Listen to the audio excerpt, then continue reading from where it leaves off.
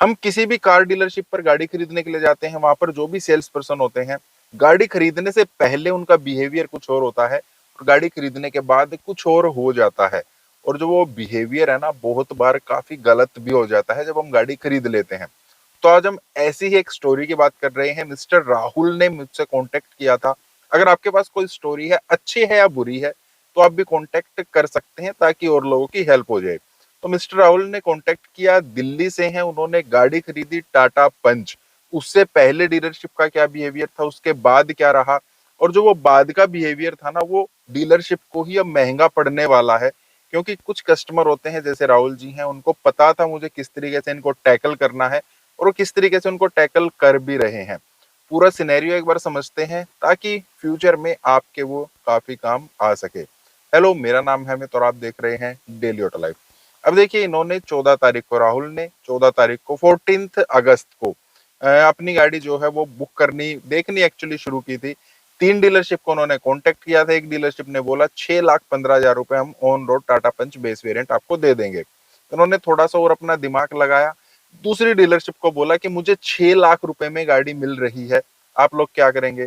तो दूसरी डीलरशिप ने बोला कोई बात नहीं सर, 6 लाख में तो हम ही दे देते हैं।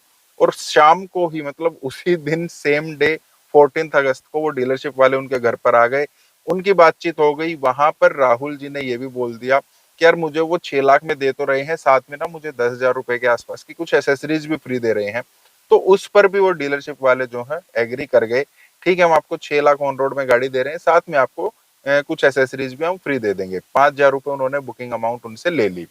15 तारीख को प्रधानमंत्री जी आते हैं, बोलते हैं जीएसटी 2.0 आ रहा है।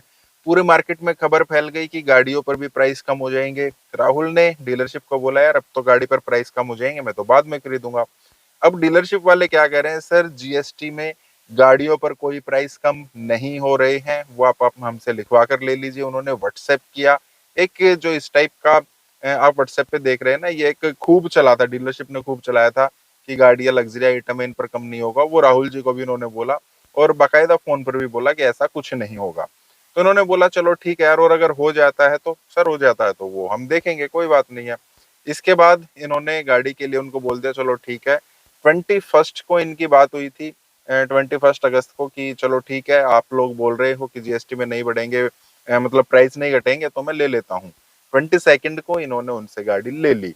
अब गाड़ी लेने के लिए जिस दिन ये गए, वहां पर बारिश वगैरह उस टाइम दिल्ली में चल रही थी, तो थोड़ा सा ये लेट हो गए, अपनी फैमिली के साथ गए थे।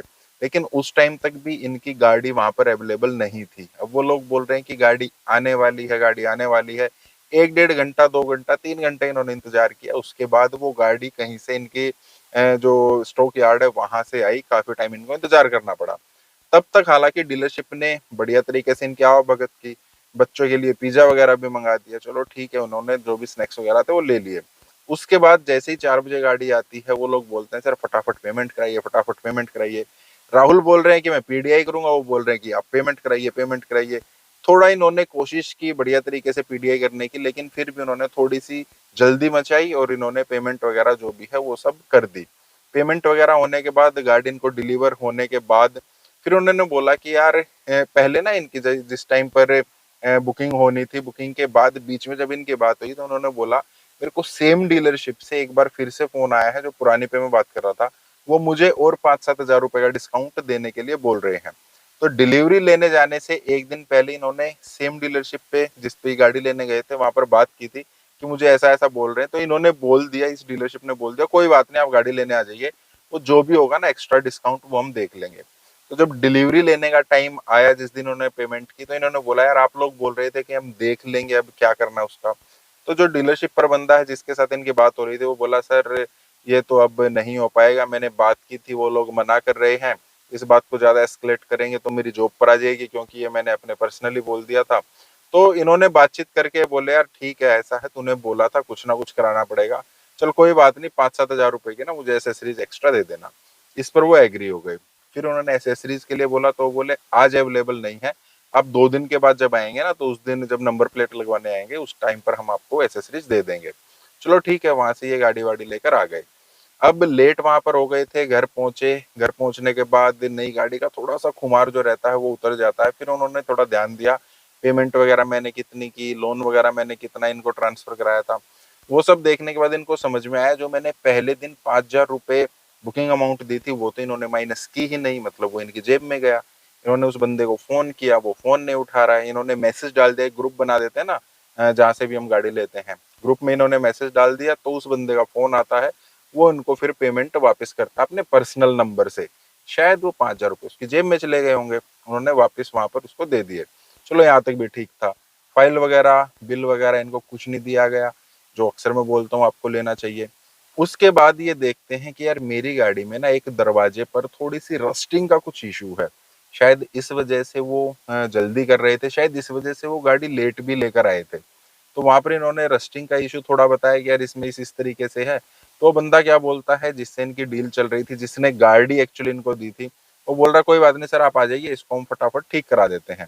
तब तक इन्होंने इसको बोला यार तुम ही ले जाओ ना, मैं अपना काम वगैरह कर लूंगा, मेरे को घर से 30-35 किलोमीटर दूर आना पड़ेगा। तो बोले नहीं सर हम तो नहीं आ सकते, टाइम नहीं है। देखिए जब वो गाड़ी देने के लिए तब तो घर पे आ गए थे, अब जब गाड़ी ले चुके हैं उसके बाद इनका थोड़ा तरीका बदल चुका है। ये कह रहे हैं कि नहीं सर हम तो नहीं आ सकते, आप ही लेकर आ जाइए। अब कस्टमर चलो ठीक है यार, अपनी गाड़ी हो गई है, लेकर पहुंच गए हैं। अब जब पहुंच गए हैं तो इनको बोल रहे हैं कि देखिए ये ऐसे ऐसे है। वो बंदा क्या करता है, एक पेंट लेकर आया, एक कॉटन लेकर आया, उसमें लगा के, और वहां पर जहां पर थोड़ा सा वो रस्टिंग लग रहा था ना, वहां पर वो पेंट का टचअप कर दिया और बंदा गायब, लिटरली गायब। ये उसको ढूंढ रहे हैं, फोन कर रहे हैं, नीचे खड़े हैं, धूप में खड़े हैं, कोई नहीं पूछने वाला। पहले इनको पिज्जा भी खिलाया जा रहा था, पानी भी पिलाया जा रहा था, चाय कॉफी भी दी जा रही थी।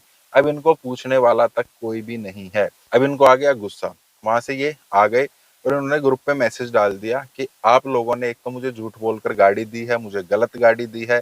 तब तक ये चीजें पता लग चुकी थी 3 तारीख को कि जीएसटी में गाड़ियों के प्राइस भी कम होंगे, अनाउंस हो गया था।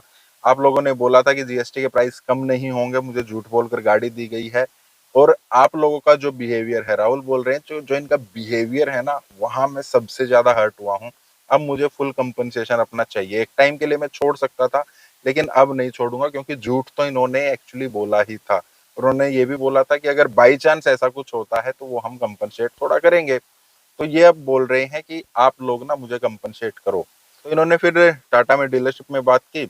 वहां पर बोलते हैं सर चाहे आप ना कुछ भी कर लीजिए, कंपनसेट तो हम नहीं कर पाएंगे, पैसे वैसे के आप भूल जाइए, ये चीज नहीं होती है। एक बार जो गाड़ी बिक गई बिक गई, जो रेट आपने लिया था, हमने ऐसा कुछ नहीं बोला। अब इनके पास व्हाट्सएप वगैरह में और कुछ कॉल रिकॉर्डिंग्स भी हैं जहां पर इनकी बात हुई थी। तो इन्होंने वो सब अटैच करके और टाटा को मेल कर दिया। टाटा में मेल जाते ही टाटा ने डीलरशिप को पूछा, डीलरशिप से पूछते ही डीलरशिप में हड़कंप मच गया। अब उनका फोन इनके पास आ रहा है, सर आपने ऐसा क्यों किया, क्यों किया। तो यार क्यों किया का क्या मतलब है, हक है मेरा, आप लोगों ने झूठ बोला है। तो वो चीजें थोड़ी सी एस्केलेट हुई। तब तक इन्होंने कहीं से कुछ टाटा ऑफिशियल्स का नंबर भी निकाला, उनसे बात की, डीलरशिप पर और भी ज्यादा प्रेशर गया। और जो बंदा जिसके साथ इनकी डील चल रही थी ना, तब तक इन्होंने एसेसरीज नहीं ली थी, उस बंदे को ये फोन कर रहे हैं, वो बंदा फोन नहीं उठा रहा है। ये डीलरशिप पर पहुंच गए। वहां पर पहुंचने के बाद वो बंदा क्या बोलता है, सर देखिए आप लोग ना, आप ना इतनी जगह ये बात फैला रहे हैं, कहीं आप मेल कर रहे हैं, अगर मैं आपको ये एसेसरीज ना दूं तो आप क्या कर लेंगे। मतलब ये एटीट्यूड एक डीलरशिप का जो है, जो बंदे का है, वो हो जाता है। तो ये बोल रहे कोई बात नहीं यार, तू मत दे, वो भी मैं देख लूंगा, उसकी कोई मेरे को दिक्कत नहीं है। तो टाटा ऑफिशियल से इन्होंने बात की, वहां से फिर डीलरशिप को ऊपर से फिर दबाव पड़ रहा है। और डीलरशिप ने बोला कि सर, फिर से इनके पास फोन आ रहा है। पहले वो कह रहे थे कि हम कुछ नहीं कर सकते हैं, ऐसा तो नहीं होता है, आप चाहे कुछ भी कर लीजिए। वो कह रहे हैं कि सर आप ऐसा क्यों कर रहे हैं हमारे साथ, आप हमारे ऊपर क्यों इतना वो प्रेशर बना रहे हैं। तो अब इनका सिंपल जो डीलरशिप से अभी जो बात चल रही है, वो सिंपल ये चल रही है, आप मुझे ना कंपनसेट कीजिए, 30 से 40 हजार रुपए का मेरा नुकसान हुआ है। और चलो कोई बात नहीं यार, आप 30-40 हजार रुपए नहीं दे रहे हैं ना, आप मुझे एसेसरीज दे दीजिए उतने पैसे की। मेरी गाड़ी में म्यूजिक सिस्टम नहीं है, वो दे दीजिए, रूफ रेल्स नहीं है, वो दे दीजिए, रियर कैमरा नहीं है, वो दे दीजिए। लेकिन कुछ ना कुछ पहले ये छोड़ने को तैयार थे। हालांकि गलती डीलरशिप की थी, तब भी ये कह रहे थे चलो कोई बात नहीं यार, फिर भी देखा जाएगा। लेकिन जिस तरीके से ये बिहेव करते हैं, पहले कुछ और बाद में कुछ, तो ऐसा मैं बिल्कुल नहीं होने दूंगा। तो अब फिलहाल इनका जो है प्रोसेस चल रहा है। इस वजह से कौन सी डीलरशिप है, कौन से वो नाम है, मैं रिवील नहीं कर रहा हूँ। कुछ नहीं होता है, राहुल बोलेंगे तो फिर उनको थोड़ा रिवील करने की हम सोचेंगे। तो आप लोगों के साथ ऐसा कुछ हुआ है, या इस सिचुएशन में क्या करना चाहिए, कैसे इसको टैकल करना चाहिए? आप क्या समझते हैं? कुछ आप राहुल को बताना चाहें, आप कमेंट कर सकते हैं। अपनी कोई स्टोरी आप बताना चाहें, मुझे कॉन्टैक्ट कर सकते हैं। बाकी इस टाइप के वीडियोज़ के लिए आप लाइक करना, चैनल को सब्सक्राइब करना है। मिलते हैं नेक्स्ट वीडियो में। Thank you. Bye bye.